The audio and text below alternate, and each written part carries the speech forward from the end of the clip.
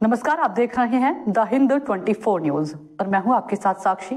आई नजर डालते हैं आज की बड़ी खबरों की ओर। एसएससी की नौकरियों में कटौती से संबंधित सुप्रीम कोर्ट के फैसले पर केंद्रीय शिक्षा और पूर्वोत्तर क्षेत्र विकास राज्य मंत्री डॉक्टर सुकांत मजूमदार का बाइट।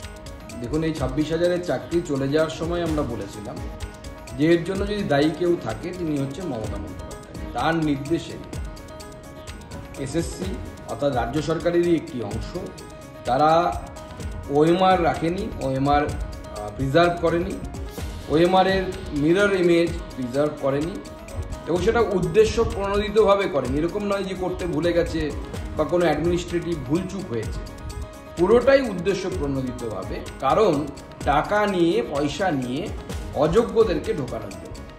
রাজ্য সরকার বলেছিলেন তারা পাশে থাকবে, মুখ্যমন্ত্রী স্বয়ং বলেছিলেন পাশে থাকবেন, রিভিউ পিটিশন করছি, আরও যাই বড় কোর্ট আছে, কিন্তু আমরা কি দেখলাম?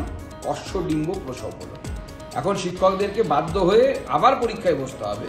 হাইকোর্টের যে রায় সেই রায় বহাল থাকলো এবং শিক্ষকদের এই 26,000 শিক্ষকের এই পরিণতির জন্য যদি কেউ দায়ী থাকে তার নাম হচ্ছে মমতা বন্দ্যোপাধ্যায় এবং তৃণমূল কংগ্রেস।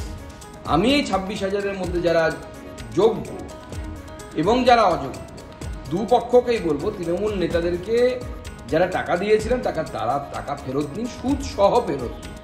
আর যারা যোগ্য তাদের জীবনে এইভাবে অশান্তি আনার জন্য প্রচুর শিক্ষকের চরম ক্ষতি হয়ে গেছে। অনেকে ব্যাংক লোন ফেরত করতে পারছেন না।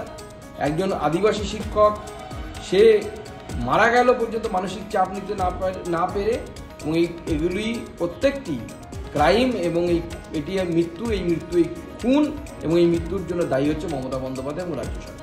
देखते रहिए द हिंद 24 न्यूज।